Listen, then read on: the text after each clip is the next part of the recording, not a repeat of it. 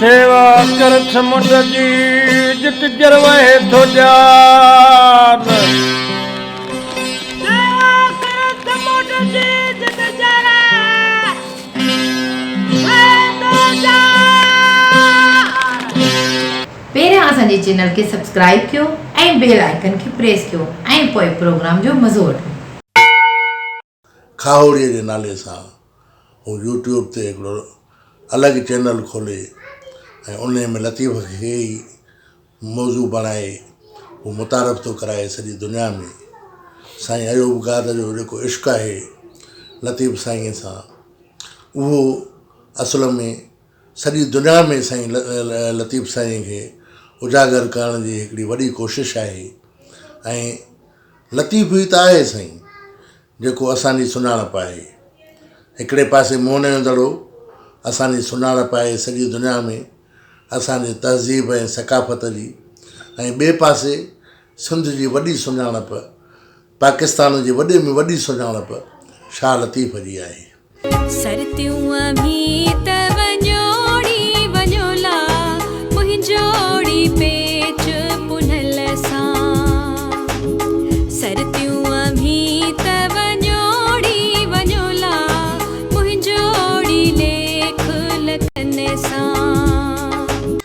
शाह लतीफ़ जहिड़ो मुफ़क्र कंहिं मुल्क में पैदा थिए उहा तमामु वॾी ख़ुशकिस्मतीअ जी ॻाल्हि आहे साईं, त लतीफ़ साईं असांजे मुल्क में पैदा थियो आहे। ऐं जंहिं पंहिंजे इल्म सां, पंहिंजे इल्म जे समुंड सां अलाए केतिरा माणिक ऐं मोती उहे असांखे ॾिना आहिनि, पंहिंजे बेतनि जे रूप में, पंहिंजे बेतनि जे आयतुनि जे रूप में, जंहिंमां असांजा नसुल फैज़ियाब थींदा रहिया आहिनि ऐं असां बि फैज़ियाब थियूं था पिया।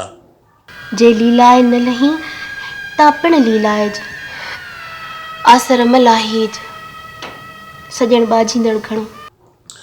पर बदकिस्मतीअ जी ॻाल्हि इहा आहे त असांजो नौजवान नसुल, असांजा शहरी माण्हू उहे लतीफ़ खां परे आहिनि।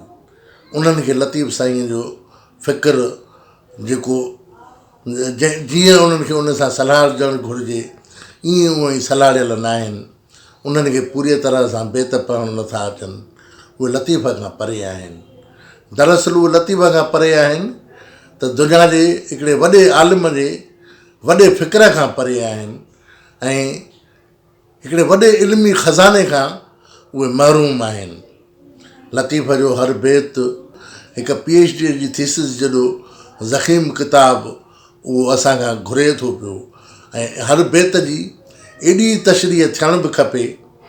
हैरत जी ॻाल्हि आहे त असां वटि असांजे आलमनि अकाबरनि खां वधीक लतीफ़ खे जिन माण्हुनि मुतारफ़ करायो सॼी दुनिया में ऐं दुनिया जो अज़ीम शाइर साबित कयो उहो अंग्रेज़ हुआ।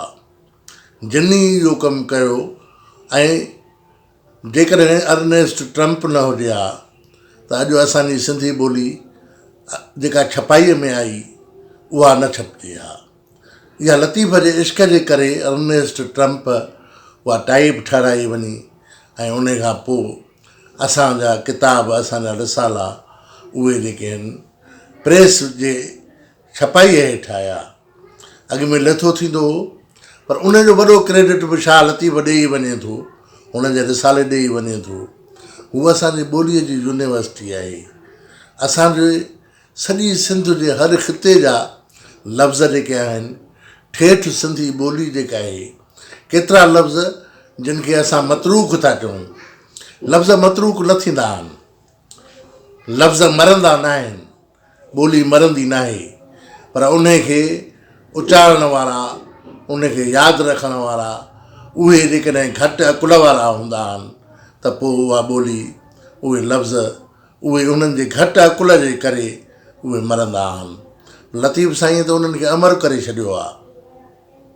असां थर में 2003 में वियासीं हिकिड़े मुतालियाती दौरो हिकिड़ी NGO जे तरफ़ां, त उते सजल थे जे टाइम में हिकिड़ो आवाज़ु असांखे अजीब क़िस्म जो भिटुनि में घुमंदे हिकिड़ो आवाज़ु आयो, जंहिंमें हिकिड़ी म्यूज़िक हुई, जंहिंमें हिकिड़ी मौसीक़ी हुई। त त असां हैरान थियासीं त हीअ आवाज़ु छाजो आहे त उन्हनि माण्हुनि ॿुधायो दादा हीअ आरूं आहिनि जेके सोकहरे वारे वक़्त में उहे सारंग खे सॾींदियूं हुयूं, मींहं खे पुकारींदियूं हुयूं। अदा इहे आरूं छा आहिनि त हुननि लाइटूं हणी असांखे हिकिड़ो तिॾ जहिड़ा गीत ॾेखारिया त हीअ आवाज़ु ईअं तिॾ जहिड़े गीतनि जे मुंहं मां थो निकिरे, इन्हनि जे वात मां थो निकिरे ऐं उहो जॾहिं गॾिजे थो त ॼण कंहिं गीत जो रूप थो वठे, ॼण कंहिं साज़ जो रूप थो वठे ऐं मौसीक़ीअ जो हिकिड़ो आला दर्जे जो को पीस थो ठहे पियो। असां वटि उन आरूं लफ़्ज़ खे असांजे आलमनि आरियूं करे लिखियो आहे। सारंग खे सारीन बेता माण्हू मिर्ग मेहूं। हाणे इहो बेत दरअसल सॼी सिंध थो घुमाए भिटाई सरकार इन हिकिड़े बेत में। सारंग खे सारीन, सारंग खे सारीनि था पिया, मींहं खे पुकारनि था पिया, माण्हू बि मिर्ग बि। मिर्ग जबल में बि रहंदो आहे त थर में बि रहंदो आहे, हरण मेहूं। हाणे मेंह कचे जो जानवर आहे। इते छा साईं जबल जो बि ज़िक्र कयो त थर जो बि ज़िक्र कयो, वरी जॾहिं मेंह जो ज़िक्र कयईं त कचे जो ज़िक्र कयईं। सारंग खे सारीन, माण्हू मिर्ग मेहूं, आरूं अबर आसरे। असांजे आलमनि लिखियो आहे आरियूं अबर आसरे। बाबा आरीअ जो कहिड़ो कमु थर में?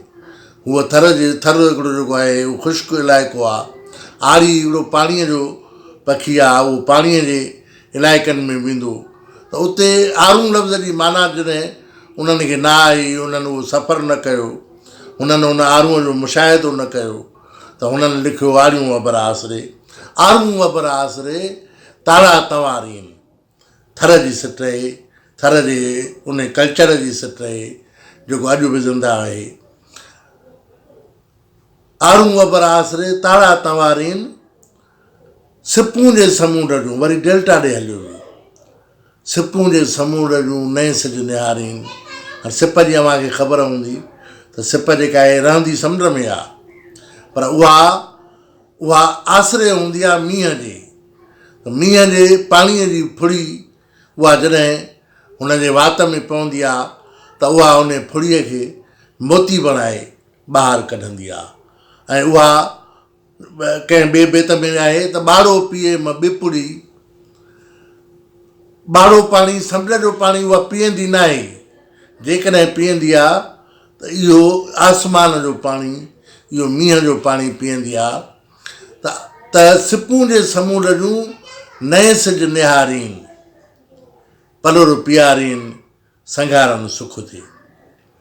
ॾिसो त इन हिकिड़े बेत में असांजो एॾो मुफ़क़िर, सॼी दुनिया जो वॾो शाइर, सॼी सिंध खे कीअं केॾो आसान करे, केॾो सवलो करे उन बयानु कयो आहे।